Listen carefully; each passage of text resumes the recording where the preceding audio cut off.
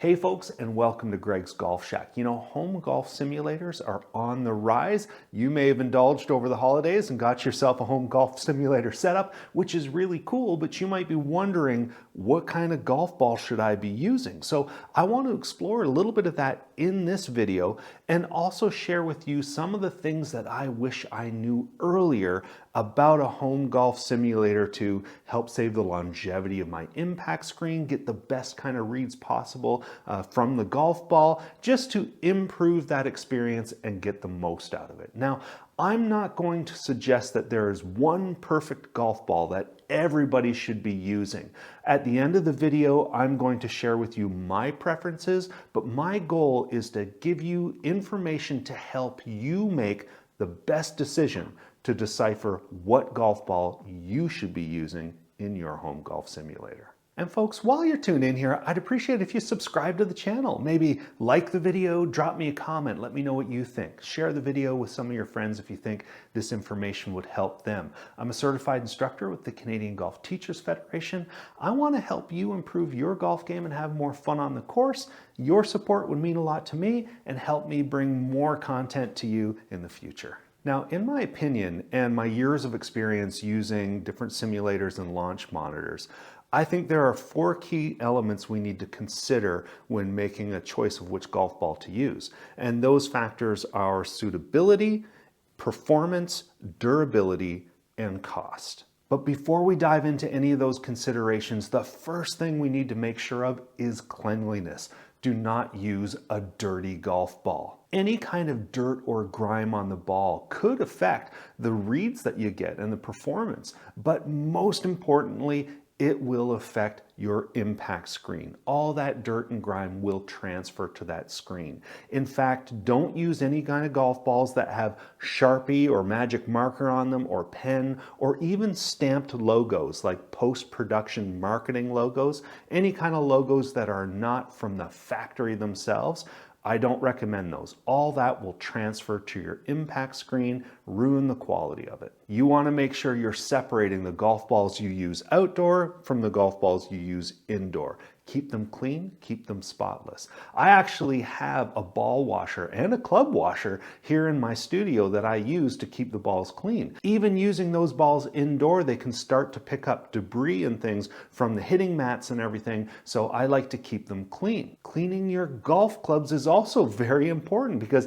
any dirt and grime in the grooves or on the face of your clubs will transfer to the ball, and that will transfer to your screen. So if you want to ensure the longevity of your impact screen, use clean golf balls and use clean golf clubs. Now, suitability. We're talking about a golf ball that best suits your game and your swing. Now, you can be professionally fit for a golf ball, but I want to keep this pretty simple right now. I actually have a video that tells you a little bit more about the different variables in golf balls and how it might match your swing. But in my opinion, the most important thing is a ball that feels good to you, that feels good off the face of the club and gives you confidence. And one of the most important things we need to consider is consistency.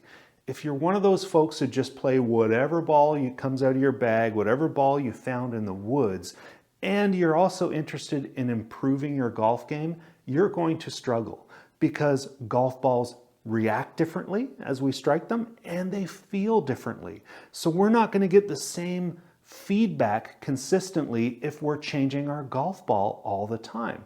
So I highly recommend you find a ball. You can still experiment and explore and find a ball that feels best for you, but once you find it, play with that ball. Stick to that ball to get consistent feedback.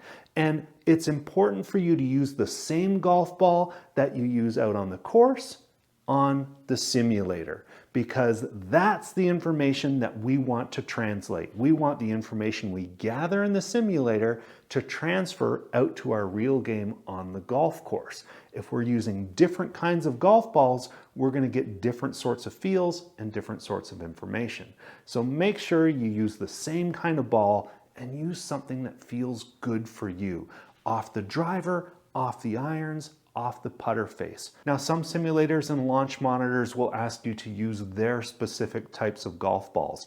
but you're not going to be hitting those out on the golf course. So there's going to be a misrepresentation between what you're doing on the sim and what you're doing outside. So if you have one of those golf simulators, I suggest you experiment using regular golf balls to see if you can get some accurate reads. So in short, and after considering all the things we discuss in this video, choose a golf ball that feels good for you and your game. A golf ball that gives you confidence and you're comfortable using it both indoors and outdoors. Now, performance. When we're talking about performance, we're not just debating what's the best golf ball out there in the world of golf.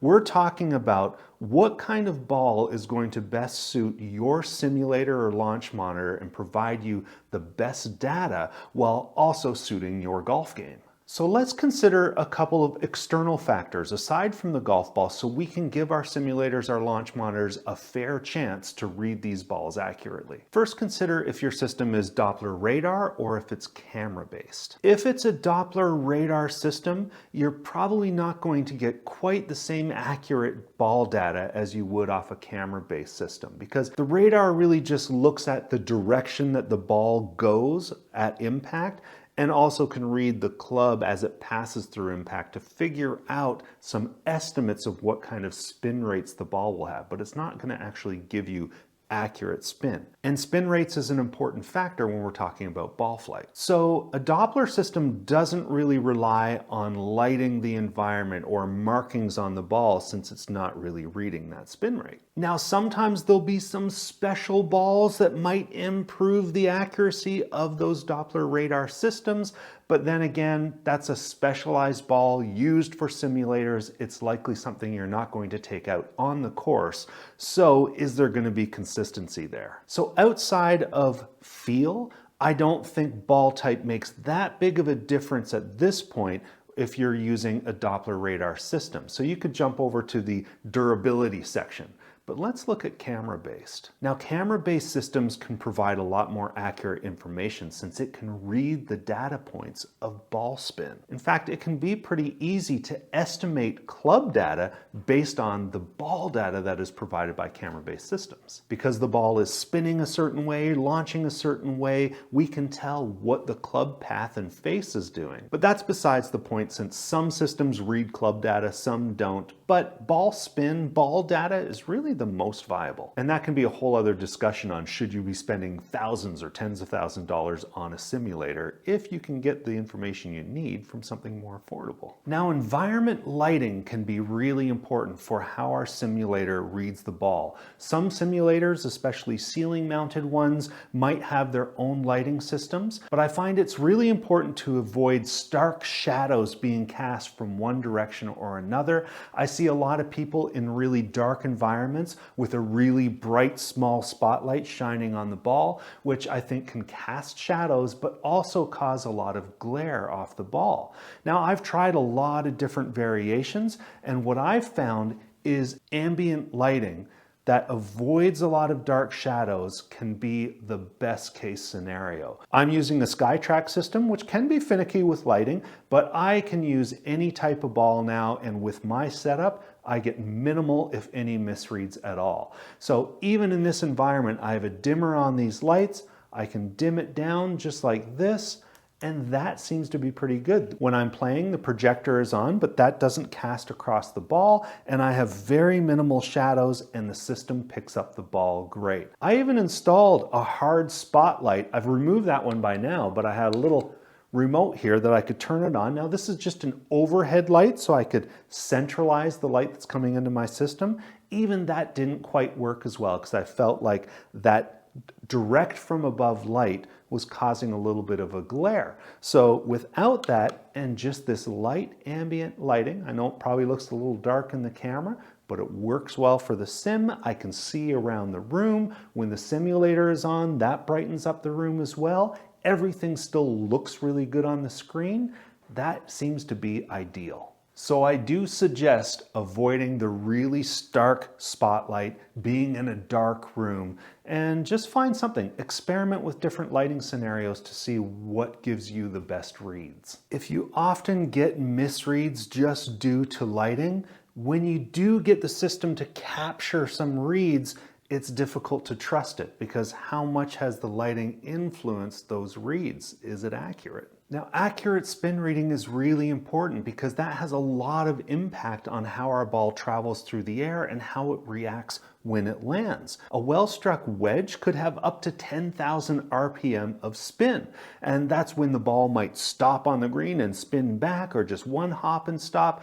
If you have low spin, that might just roll off the back of the green. Similarly, if you have a lot of side spin when you're hitting a driver, that can be the difference between a ball that flies out in the woods or a low spinning one that ends up in the fairway. So we want accurate readings of what that spin of the ball is doing. Camera-based systems can benefit from the factory logos on the ball. If you're pointing those towards the camera, it can actually pick up a little bit more representation of how that ball is moving or how it's spinning. Again, the spin of the ball is really important, and this is why I prefer camera-based systems. Now, some factory logos are darker than others and might read a little bit better based on your system, but what can be really convenient as well is some of these golf balls like the Callaway TruViz or the TaylorMade Picks that have their factory logos all the way around the ball. This makes it nice because you don't necessarily have to position the ball and point a logo at the camera.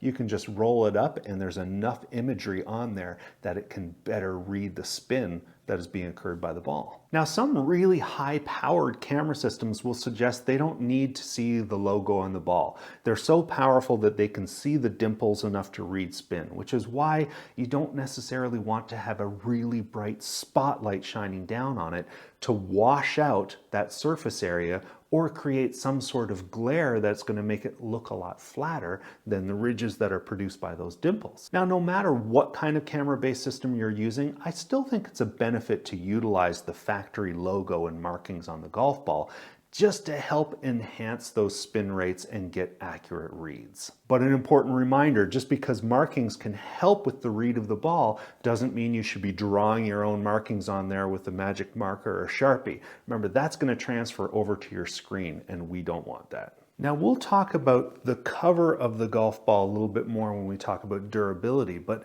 as it relates to performance, the cover of the ball can really influence the kind of spin reading we're getting, not only on the simulator, but also the kind of spin we get on the ball out on the golf course. Now, there's lots of different golf balls out there, but we generally have the two types of what might be called a tour level ball, where they have these softer, usually made out of urethane covers. They feel like they have a rubber coating on them. You can actually dig into them and feel that your thumbnail or your fingernail is digging into the ball. If you cut away at it, you could literally peel that cover away like a little piece of rubber. Then you have your other golf balls that feel like a hard plasticky cover. They're usually a little bit cheaper, a little bit more affordable, distance balls and all these kind of things, but it doesn't feel like there's something you could just cut there and peel off. It feels like hard plastic. Now, the grooves of the golf club generally interact with the cover of the ball to help generate spin or produce some element of control, and will often get better results, a better reaction and interaction between the club and the ball with those tour level balls with the soft urethane cover. Now, whether you use a soft cover ball or a hard cover ball is personal preference to you and what you feel most comfortable with. Personally, as a golf instructor, I would like to guide people towards the tour style ball with the soft cover, just because it gives us a little bit more control and more repeatable results. Now, if you're considering buying one type of ball or the other based on the cover, just do your research and find out what cover material is.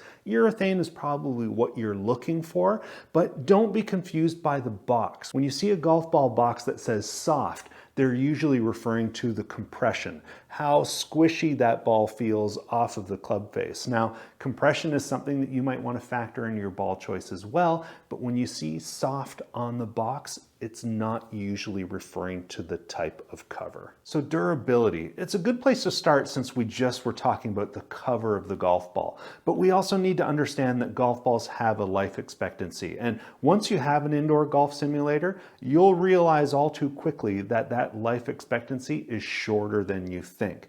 I mean, you only get so many hits out of a golf ball before it just becomes too shredded up to use, or breaks right in half on you. And it certainly doesn't take very long just for the cover of a golf ball to start to gain some scuffs and marks on it. This is where the soft urethane cover golf balls have an advantage, because usually those abrasions are a little bit softer. When you have the hard cover ball and you get some teeth mark or groove marks from your golf club in there, that can transfer to your screen, it can tear it up, it can even rip right through it. I mean, here's a nice Srixon Q-Star, and you can see, hopefully you can see that little tooth mark from a wedge that I hit in there. Or sometimes you get that famous road rash. This is a Pro V1, but that feels rough to touch, and that's going to damage the screen. Now, I'm not suggesting that if a golf ball gets a scuff on it, you need to toss it. You just might want to take it out of your sim room, put it in your golf bag, because you'll probably lose it before it becomes unusable. But these small abrasions on the cover can really tear up your golf screen. Now, when we look at my screen here, I've had it for about 7 years and I've watched it diminish over time. And I've even been conscious of potential damage. I've flipped it, I've rotated it to try to increase the life expectancy. But when you look really close here, you can see how even with good protective use, it's still going to wear down. These little abrasions, the scuffing where it seems to be fraying, are all caused from a ball that may have cracked on impact and then it's spun up on the screen. It's not from me using a cracked ball over and over and over again. It doesn't take much to cause damage. So if you are using a ball that has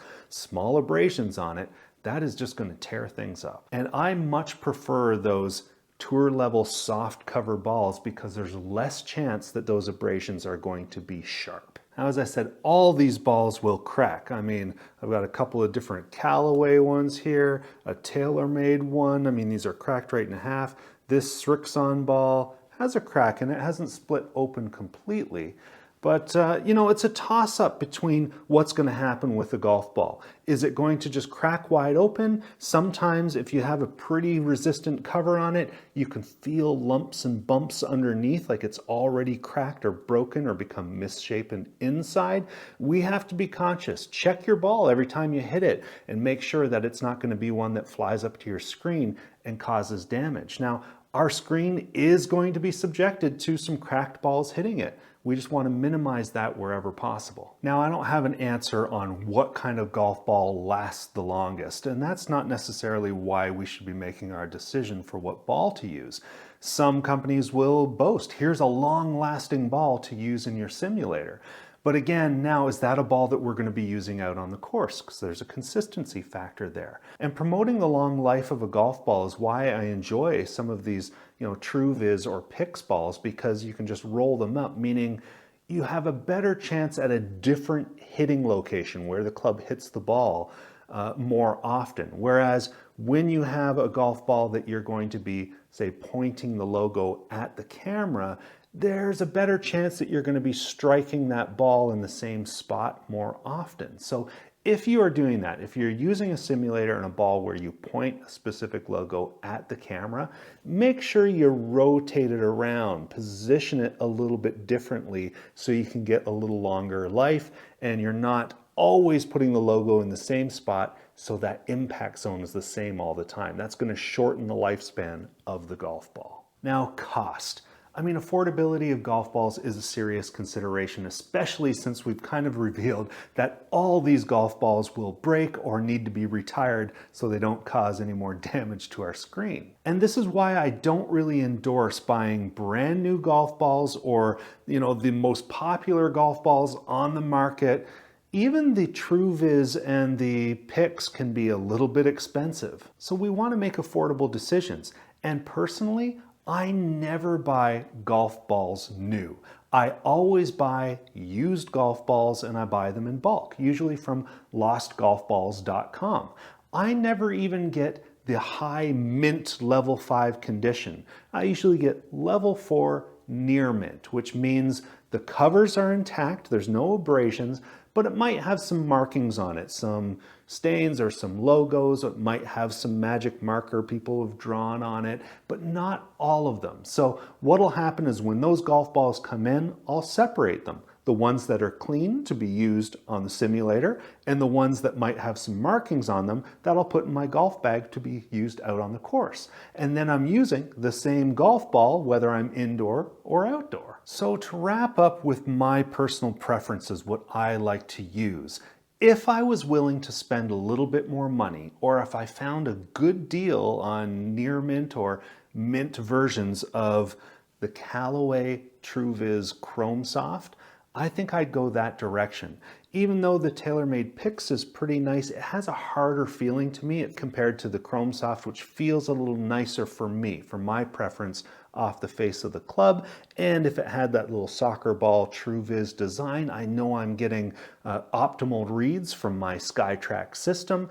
I think that might be my choice. However, my other preference when I consider affordability and cost, and I also have to consider, I'm using a SkyTrack system. I was a little nervous on how well that would read different logo designs, and it turns out through all my tests of spin that it reads those logos pretty good, even if it's a faint logo or a really dark logo on the ball. And if I have the lighting just right, I have no issue whatsoever. And that has steered me towards the Kirkland Signature Ball. It's got that soft cover. It is very, very close to the premium balls like a Pro V1, a Callaway Chrome Soft. It feels pretty good off the club face, and it's very, very, very affordable. I actually was getting them from Lost Golf Balls for, I think it was $90 for 120 balls. So I got 240 balls, so I have a whole bunch. So I'm glad that it works well on my system. Now, when it comes to Kirkland Signature, you might see some great reviews out there. You might see some poor ones, but I've seen some highly respected websites give bad reviews to the Kirkland Signature, which I find highly suspect. And I think there's probably some endorsements or encouragement from brand name golf balls, from the competition that likes to charge you a lot. I think they've influenced those reviews a little bit. But again, that's just my opinion.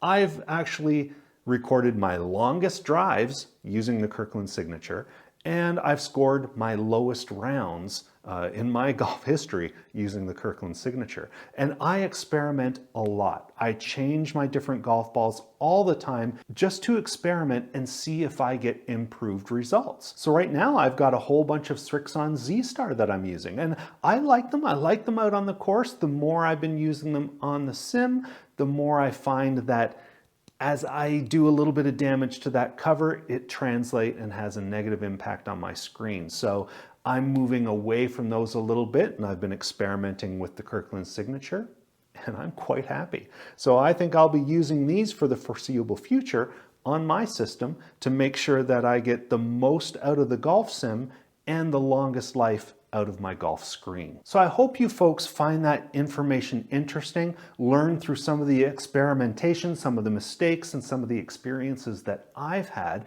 I know I'm not pointing you towards a specific ball that should be right for you, but hopefully I've put you on a journey that you can find something that works best for you and you can have confidence in it and also save your equipment. So thanks for watching. Please like and subscribe, share the video if you think someone else can learn something from this, and we'll see you next time on Greg's Golf Shack.